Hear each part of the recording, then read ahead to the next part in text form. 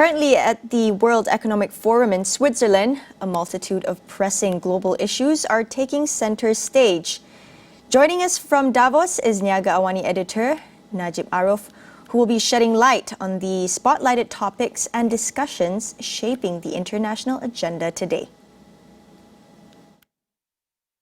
All right, thank you, studio. This is the fourth day of World Economic Forum, WEF 2024, right here in Davos, Switzerland. There's a lot of topics being discussed at the Congress Center, from artificial intelligence to some of the pressing issues of geopolitical tensions in regards to the war in Palestine that is happening right now. We have the President of Israel talking about the war, and also some of other pressing issues and topics as well in regards to the environment and financial inclusion, of course, youth. And of course, the discussion is not just focusing or happening at the official venue, which is the Congress Center, but it's also happening along the line of promenade, where there's a lot of houses from corporate companies and also from other countries that's happening. And the discussion is very in-depth and touching a lot of youth issues. Joining me right now is our editor-in-chief, Ashwad Ismail, who attended one of the sessions at the Youth Majlis, which is under Mohammed bin Salman Youth Foundation this morning. How important it is to have this discussion, from the official discussion at the Congress Center and also at the promenade level, which is some sort of unofficial discussion? Well, I guess it's pretty much everyone is anxious across the globe about the technology and how does that impacting the gaps that we are facing for the past, I think, about 2 decades. Yep. By looking at the magnitude of the discussion, I guess it's important to see youth and leadership and how does that play a big role in terms of changing the course to rebuild trust among the youth. That is one of the key important elements in order for them to understand the intergenerational gaps that we've been facing. But at the same time, I guess what MIST is trying to do, or Mohammed bin Salman Youth Majlis, concentrating on how they can harness the potential to the fullest among the younger generations, not just in Saudi Arabia, but also across the globe, and to close the gap between the South and the North. And on top of that, by looking at the different understanding and different worldview and behavior as well, not just from leadership perspective as well as organizational, from corporate perspective as well as government perspective. And on top of that, another challenge that they have to face is adapting to AI. So this is interesting to see why the discussion happened throughout 3 days, in which I guess we put up a clear indication when we talk about from the lens of Southeast Asia, Malaysia in particular. Yeah. And of course, one of the main focus, like you mentioned just now, is about artificial intelligence. It has been discussed extensively right here in the World Economic Forum in Davos. And in today, World Economic Forum's AI Governance Alliance basically says a global effort is needed to create equitable access to artificial intelligence, especially from the global South area.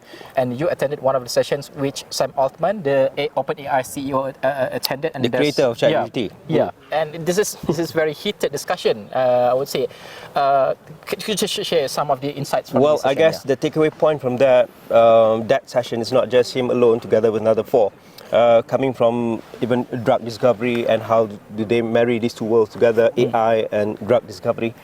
On top of that is, I think first, no one knows what's going to happen. But according to Sam Altman, as closer they took the step towards stronger AI, I guess everyone is getting more and more anxious. One second is about be ready and be resilient of a lot more strange things happen as the impact to the technological advancements with regards to artificial intelligence. In this case, is generative artificial intelligence. We have seen and we have experienced artificial intelligence in many forms in our daily lives, but generative artificial intelligence and the rapid growth for the past 2 years, and no one knows what's coming in the next couple of years. But in this case, I think from security perspective, cyber security, the preparation and also understanding how this can actually contribute to the common good at the international level as well as a local level. And this is another point that he stressed on that, because I think it's quite fragmented when it comes to how do people perceive AI. Some just take a look at the whole growth of technology before this. Everyone was anxious, but at the end of the day, people adapt to it, and after when the adoption, when we have witnessed the adoption happen rapidly, then everyone's is okay, right? But in this case, as we move closer to stronger AI, I think everyone have this understanding. They don't want to repeat the whole history of Hiroshima again, and I think this is what's crucial in this discussion, that to create a proper standard and to create a proper framework, whether it has to be regulated or otherwise, well, it depends on the discussion and debate at the leadership level and societal level. But on top of that, people have this common understanding that it should not replace human capabilities. Instead, it helps to enhance product. It enhance the human capacity as well. So that is one of the key takeaway points from that discussion, in which it's quite interesting to see how Sam is trying to bring it 2 notches down and make it, everyone acceptable understand, today. acceptable and digestible as well. See, it's very interesting because I remember the Accenture CEO also mentioned about policymakers in regards to AI, where she said that basically policymakers, if they don't understand AI, they tend to regulate it. But we have some of snippets from the Sam Altman's session just now. Let's listen to it. The technological direction that we've been trying to push it in is one that we think we can make safe, and that includes a lot of things. It's we believe in iterative deployment, so we put this technology out into the world along the way, so people get used to it, so we have time as a society, our institutions have time to have these discussions, figure out how to regulate this, how to put some guardrails in place. Can you technically kind of put guardrails in, write a kind of constitution for an AI system? Would that work? If you look at the progress from GPT-3 to GPT-4 about how well it can align itself to a set of values, we've made massive progress there. Now, there's a harder question than the technical one, which is who gets to decide what those values are, and what the defaults are, what the bounds are, how does it work in this country versus that country, what am I allowed to do with it versus not.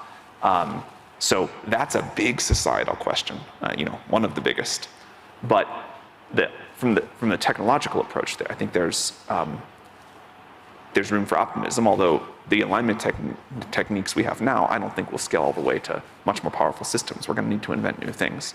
So I think it's good that people are afraid of the downsides of this technology. I think it's good that we're talking about it. I think it's good that we and others are being held to a high standard.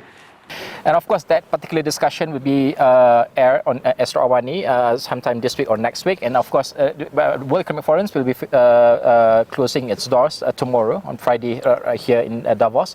But for Astro AWANI, we'll be carrying this discussion and also some of the snippets from the discussion up to until next week, especially on Niaga AWANI. And of course, this is very crucial for audience, especially in Malaysia, to take a look at World Economic Forums and the discussion from World Economic Forums itself. All right, I think that's it. Please follow us on across all our social media platforms, as well as astroawani.com. I'm Ashwad Ismail. And Najib Aroff. Yeah, signing off. Thank you.